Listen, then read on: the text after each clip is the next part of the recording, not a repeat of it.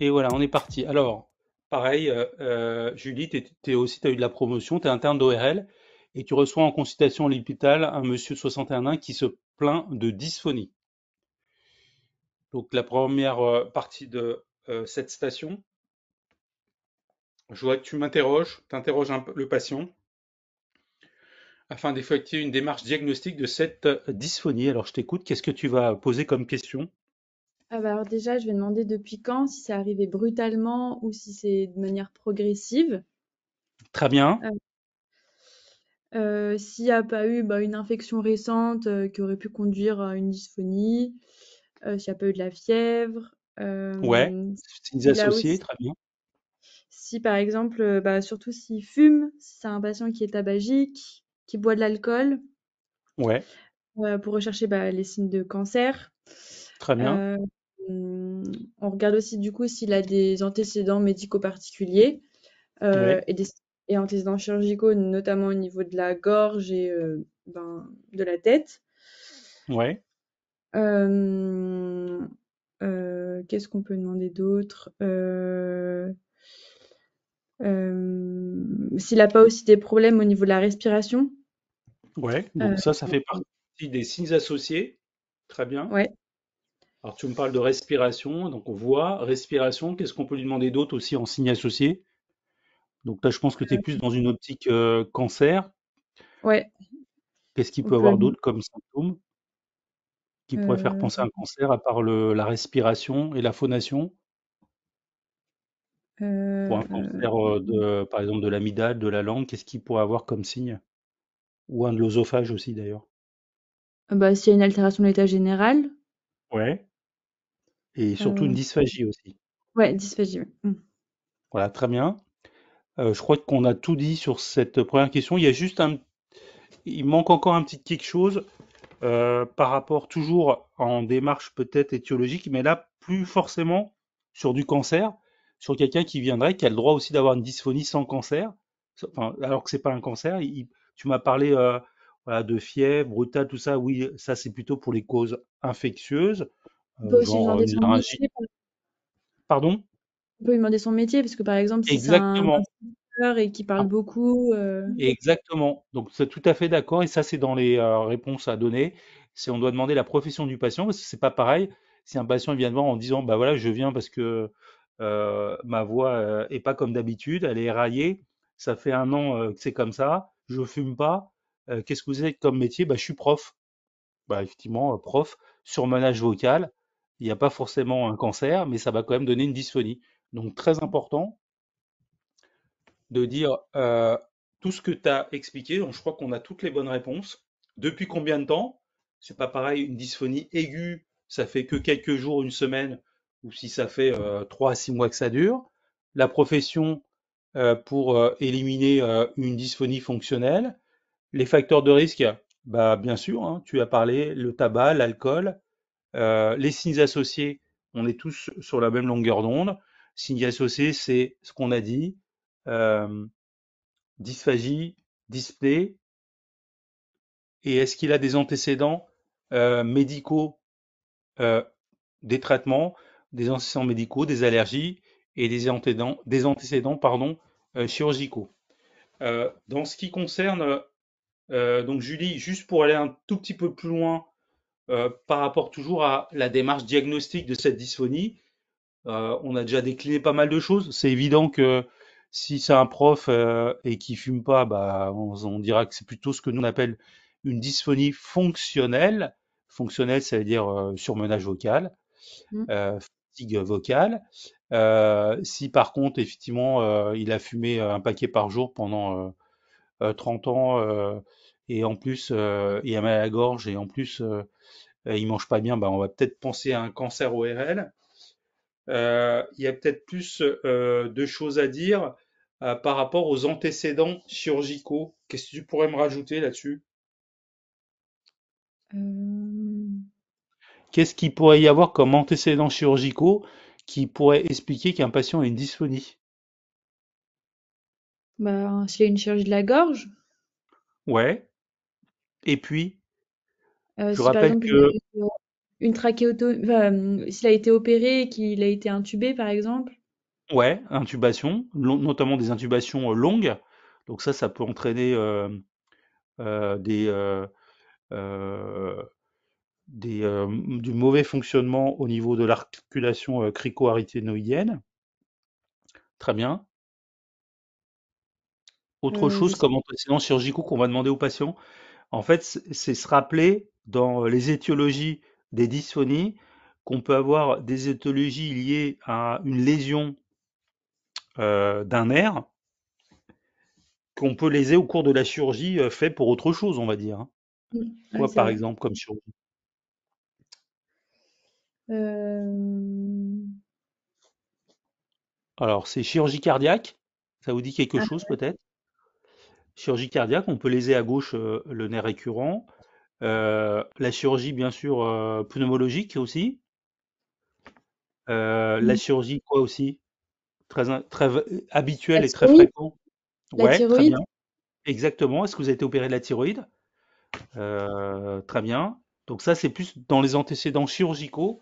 Et très rapidement, ayez aussi comme notion que un patient qui a une dysphonie et qui a aucun élément qui pourrait faire penser à une pathologie ORL, qu'est-ce qui peut donner aussi une dysphonie et Bah, on c'est peut la mettre myasthénie aussi, non? le La quoi, t'as dit? la myasthénie au niveau Myasthénie. du Ouais, cerveau? il peut y avoir des causes neuro, tout à fait d'accord. Et toujours dans ces problèmes de cancer, est-ce qu'il n'y a pas d'autres cancers qui pourraient donner un problème de voix, mais pas lié à un cancer des cordes vocales ou du larynx, par exemple? Toujours par rapport à ce trajet des nerfs récurrents. Bah, au dans niveau la- des bronches, du coup, un cancer du Ouais, poumon? cancer du poumon, très bien. Cancer de l'œsophage, très bien. Et bien sûr, cancer de la thyroïde. Ok. Le cancer de la thyroïde, ça peut se déclarer juste sur une paralysie récurrentielle. Donc ça, on va revoir ça dans un instant dans les questions suivantes. Et juste par rapport aux signes associés, euh, on a parlé de dysphagie, de dysphonie donc, de dyspnée. Il y a un dernier signe clinique ORL qu'on peut rechercher à l'examen clinique qui nous fera plus penser à un cancer de la cavité buccale ou de l'oropharynx, Une type amygdale, hypoacousie? de langue. Souvent, les patients, ils ont quoi comme, Bah, au comme niveau audition, il y a des problèmes d'audition? ouais, alors c'est plutôt, rappelez-vous, alors oui, ça c'est pour le cancer du cavum, mais surtout c'est la notion que je voulais qu'on, alors ça serait pas, c'est pas coté hein, dans la grille, mais souvenez-vous quand même qu'une otalgie réflexe, vous vous souvenez de ce terme, otalgie réflexe? Ouais. Et ben ça peut être un signe qui pourrait nous faire trouver un cancer, par exemple, de l'oropharynx, cavité buccale, donc amygdale, base de langue, chez un patient alcoolotabagique. Alors, le patient, donc Monsieur C, a 61 ans, il a euh, la voix qui est mauvaise et il faut que tu examines le patient. Et bah déjà, on va faire un examen général. On va palper les ganglions, surtout au niveau de la tête. Et puis on va utiliser du coup un laryngoscope souple en consultation pour voir déjà si Ouais, on voit, par exemple, si on veut éliminer un cancer, si on voit pas une lésion au niveau du larynx. très bien. Euh, on peut aussi faire une nasofibroscopie. On Ouais, fait euh, voilà. bah c'est bien déjà, hein. Le, ce qui est très bien, c'est de dire que on va examiner les cordes vocales du patient, hein, principalement pour une dysphonie, et que pour examiner les cordes vocales d'un patient, c'est vrai qu'on a plusieurs moyens pour le faire en consultation. Et ça fait partie de l'examen oral, mais même si on se polarise, comme tu as dit, sur la recherche d'un cancer, hein, d'une lésion au niveau de la corde vocale, il ne faut pas oublier de faire tout l'examen ORL euh, pour être le plus complet possible, et y compris, comme tu as dit, la palpation cervicale. Alors, les petites choses que je rajoute quand même, donc examen des cordes vocales, le terme nasofibroscopie, ça tu me l'as dit, c'est parfait. Alors, c'est vrai que peut-être que l'examinateur, s'il est un peu âgé, il voudra entendre le terme laryngoscopie indirecte, même si c'est un examen qu'on fait de moins en moins. Là, je sais que Là, nos internes qui viennent dans nos services, là, ils font plus du tout de laryngoscopie indirecte. En consultation, ils passent directement à la nasofibroscopie. Mais je vais quand même vous rappeler ce que c'est que cet examen. On parle donc de ne pas oublier la palpation cervicale. Et là, je pense que ce sera bien pour avoir tous les points de cet item, c'est de ne pas oublier de palper la glande thyroïdienne quand même, parce que là encore, si tu palpes la glande thyroïde, que tu sens un nodule très dur à l'intérieur de la glande et que le patient il a une paralysie récurrentielle du même côté, bah, ça sera suspect de cancer de la thyroïde et il n'aura pas du tout de cancer au niveau des cordes vocales. Mais faut pas oublier de le faire. Et je termine aussi par l'examen des paires crâniennes, parce que toi, tu m'as parlé de myasthénie et c'est très bien, mais on peut avoir aussi d'autres atteintes de paires crâniennes, donc un examen neurologique perturbé et qui pourrait se traduire donc par une atteinte du 10 ou du récurrent, et ça pourrait être un mode de découverte aussi d'une pathologie neurologique. Donc ne pas oublier aussi de dire dans l'examen du patient qu'on examine les paires crâniennes pour toutes ces causes de dysphonie liées à une éventuelle maladie neurologique. D'accord, Julie? Ok. Alors, comment ça se passe? Alors, je vous ai quand même remis des petits schémas pour vous rappeler ce que c'est qu'une laryngoscopie indirecte, même si c'est vrai que les jeunes internes en font de moins en moins. C'est un examen de consultation où on demande au patient d'ouvrir la bouche, de tirer la langue, et avec un petit miroir, qu'on va enfoncer dans l'oropharynx du patient au niveau du voile du palais et de la luette. Donc on l'enfonce comme ça en consultation. Et comme le petit miroir il est dirigé vers le bas, ben, en arrière de la langue là, et ben, ça va refléter l'image de ce qui se passe ici. Et ici c'est le larynx. Donc c'est pour ça qu'on appelle ça une laryngoscopie. Et comme nos yeux ne voient pas directement le larynx parce qu'il y a un miroir entre les yeux et le larynx. Là, on voit ici l'image sur le miroir. Et bien donc, ça s'appelle bien une laryngoscopie parce qu'on examine le larynx, mais elle est indirecte parce que on ne voit pas directement le larynx. Il y a un instrument entre les yeux et le larynx. Donc ça, c'est vrai qu'on le fait quasiment plus. Ce qu'on fait surtout, c'est ce que tu as décrit comme une nasofibroscopie. Donc c'est l'examen en consultation par un fibroscope de toute petite diamètre et qu'on va introduire dans le nez du patient. C'est pour ça qu'on appelle ça une nasofibroscopie.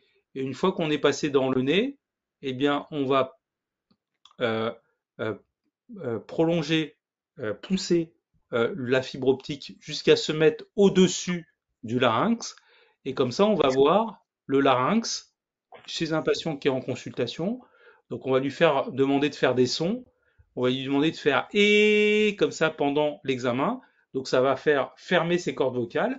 Et on va donc faire voir la vibration des cordes vocales. Et on va lui demander de respirer. Et il va ouvrir ses cordes vocales. Et on lui dit respirez, faites le son et respirez, faites le son et comme ça, on va pouvoir apprécier la mobilité des deux cordes vocales. Donc, vérifier s'il y a une corde vocale qui est hypomobile ou immobile. Et on va bien sûr vérifier aussi également si on voit des choses visibles macroscopiquement à la surface des cordes vocales. On verra également l'épiglotte, les cartilages aryténoïdes, l'hypopharynx. Bref, on voit comme ça toutes les muqueuses ORL. Donc ces deux examens, la laryngoscopie indirecte et la nasofibroscopie, ce sont des examens de consultation qui vont nous permettre d'inspecter le larynx, parce que comme le patient vient parce qu'il a un problème de voix, eh bien on veut vérifier s'il y a quelque chose au niveau de ses cordes vocales. Et s'il y a quelque chose, eh bien ces examens, on va faire des examens supplémentaires, car on ne peut pas faire de biopsie au cours de ces deux examens de consultation. Alors on continue, Julie, tu es toujours là. Oui, je suis En toujours fait, là.